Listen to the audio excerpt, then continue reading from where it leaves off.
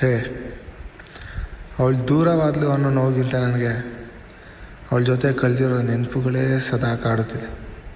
ಅವಳಿಗಾಗಿ ಒಂದು ಹಾಡು.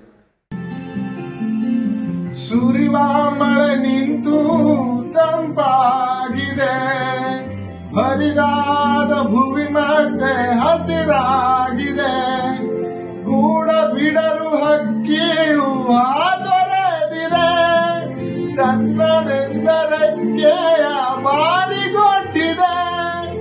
ಸೋತ ಈ ಸಮಯ ಹಾಡಾಗಿದೆ, ಇದು ಕೈಯೋ ಸಿಹಿಯೋ ಕಣ್ಣನಿಯೋ ಹರಿಯೋ, ಇದು